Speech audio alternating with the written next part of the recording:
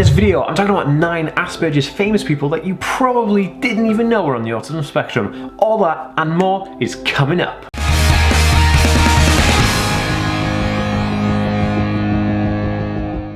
Hey guys, welcome back to the AspieWorld. My name is Dan. I have autism, ADHD, OCD and dyslexia, and I make weekly videos on all types of content like this. So if you're new around here and you'd like to learn more and really hit that subscribe button by clicking the notification bell to be part of that awesome Tau fam.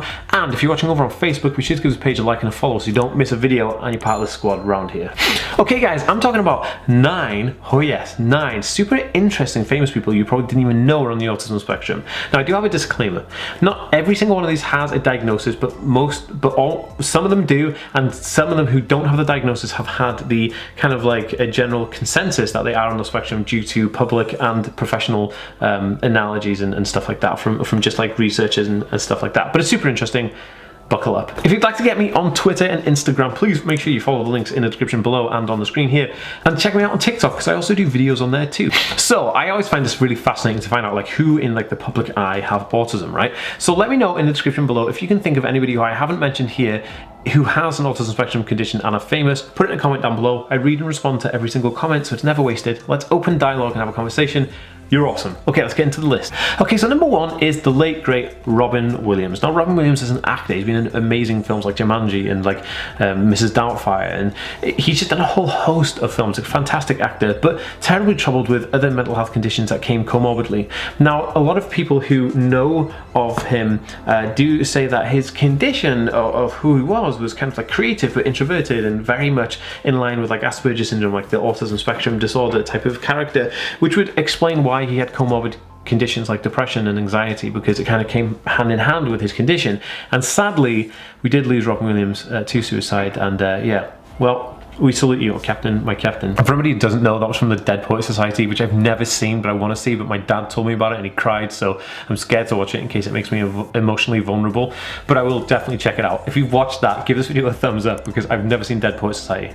Okay, number 2. This is kind of like a bit of a controversial one, but it's Vladimir Putin. Now, Vladimir Putin is the almighty leader of the communist regime of Russia. Now, Russia is a country on the Eurasian continent.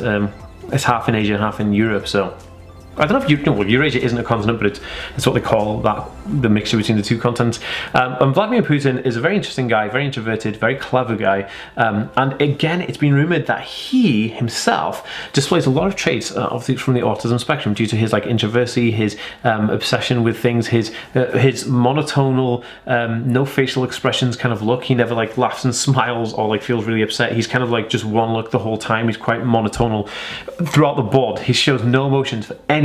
The guy's a very interesting bloke, but also quite controversial because he's been like the only electable person in Russia for the past like 30 or 40 years or something ridiculous. So yeah, I thought it'd be an interesting one to put in there. Right, number 3 is Sir Anthony Hopkins. Now, Anthony Hopkins, for anyone who doesn't know this, is a actor, and he is a very famous actor. He's been in all kinds of films. I mean, like just I'd be here all day reading out his films.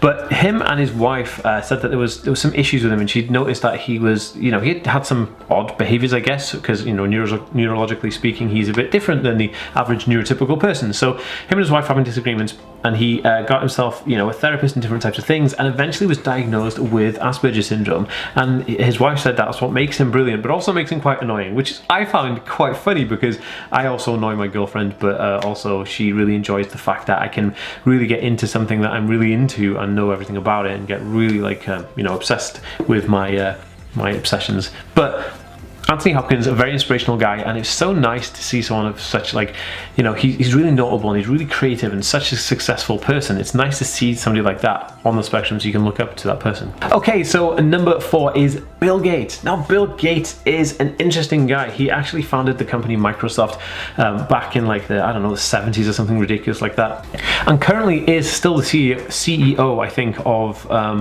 the Microsoft Corporation. Forgive me if I'm wrong here, but I'm sure he still is involved in Microsoft in terms of like a CEO position. But Bill Gates actually, he's been rumored to rock backwards and forwards, which is called stimming, when he's in meetings, when he's concentrating and meeting with people in board meetings, which is really interesting. Also, the guy having an obsessive interest with computers and technology and creating different PCI boards and stuff like that for computers. I think that's just super interesting, and his brain works in a very complex way. He's highly intelligent, and he is very odd. He's an odd guy, you know, he likes certain things, and he's very introverted, and I think that goes a long way. So people do speculate and actually say, well, you know, we think that Bill Gates is on the spectrum because of the way he is and the way he acts. But that is just speculation. Again, he hasn't got an official diagnosis as far as I'm aware. He might do now, but at the time of putting this video out, I don't think he has an official diagnosis. But the next one, number 5, is actually a lead on from Bill Gates. So this guy is Steve Jobs, and the late great Steve Jobs, because he's actually dead now, Steve Jobs, bless him. And he is the CEO and founder of Apple, or he was the CEO, but he's the founder of Apple, and Apple are the people who make like iPhones and iPads and MacBooks and these things. So Apple, a super awesome company. I love their technology, and their technology has helped me in ways that are just ridiculous. Like the accessibility for iPads and iPhones is just amazing. Now Steve Jobs is a really interesting guy. He was like super, like he's very straight onto what he wants to do. He's very determined, he knows what he wants to do, and he's going to do it, and nothing can sway from that. It's kind of like he has a direct route, and everyone who's on the spectrum knows how stubborn we can be when we want to get something done and do it. Kind of like with the Apple computers, he didn't want to have people being able to edit them and upgrade them. He wanted to give them a product, kind of like, and this is the analogy he said that you wouldn't have a Leonardo da Vinci painting a painting and then the audience shout out saying like, hey, can you change this and change that? He said no, everything is a work of art, and he's absolutely right, and he made these beautiful computers in his vision. Now Steve Jobs also did something I find rather strange. He had rituals and routines that he had to do no matter where he was. Now one thing he wanted to do before going on stage was wash his feet. Now he would wash his feet anywhere as long as there was water possible. And in one of the biggest conferences he ever did for Apple, before going on stage, he put his feet into the toilet bowl and washed his feet in the toilet bowl before going on stage, because that's Steve Jobs. Okay, number 6 is one of the most interesting guys I've come across whilst doing my research on this stuff. Now I did a video all about this guy, and this one is Kanye West. Now if you want to check out the video where I talk in depth about Kanye West and his symptoms and issues and all that kind of stuff, I'll leave a link in the card above here in the description below and on the end slate, so you can get a more well-rounded view of what I'm talking about. But very much in a nutshell for this video, because we're going through like 9 here, Kanye West is a very interesting guy. He actually has he's had public meltdowns, he's had private meltdowns, he's a very introverted, very creative, intense guy. He suffers from a condition called synesthesia, which is basically where you see sound as color rather than seeing sound, rather than hearing sound, you see color. Like if somebody slams the door, you see a flash of blue light, stuff like that, which is where he gets his like musical artistic flair from, I guess. But synesthesia is comorbid with autism, and usually diagnosed along with an autism spectrum condition. Now after that diagnosis, recently he got diagnosed with bipolar disorder, which is actually very common for people to be diagnosed bipolar when they actually should be diagnosed with autism. Now Kanye West being Kanye West, he kind of takes it on the chin and just, you know, gets on with it, and that's him. But very, very fascinating. I don't know if he has an official diagnosis of autism, but I guess that everything else he's been diagnosed with will give him that basic understanding that he's on the autism spectrum, because even having synesthesia means that you're on the spectrum basically. And also I wouldn't be surprised if the guy has ADHD, because the guy is just non-stop and he is like so work obsessed and so interesting. I saw him on a show called The Keeping Up with the Kardashians, and he is such an interesting guy, and I would never hazard a guess. I'd say, yeah, this guy is definitely on the autism spectrum. Okay, number 7, one of my favorite guys in business. This guy is Elon Musk. Now, Elon Musk, if anybody doesn't know, is one of the founders of PayPal, who then went on to found Tesla, the car company, and in recent years, SpaceX, which is one of the most interesting, exciting, and awesome space exploration companies in our history. And SpaceX are just super amazing. They put like a car in space, and they do all kinds of cool stuff, and their suits are like super high tech, and like it's awesome. They're like touchscreen for everything, and even their spaceships are cool.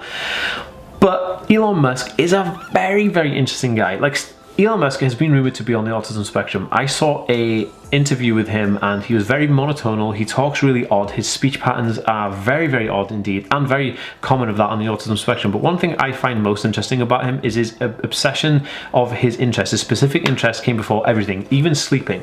So when he moved to, I think it was Silicon Valley, when he wanted to start up a coding company which eventually became PayPal, I guess, he was living in an office. He rented an office before he rented an apartment, and he had a sofa in the office. So he slept on the sofa, so he'd code all night. and then he'd just basically pitch all day. And so this guy never really slept. You know, he'd sleep a couple of hours on the sofa and then get back to work. Like, this guy's a workaholic, and I love that. I love how his brain works because I get it.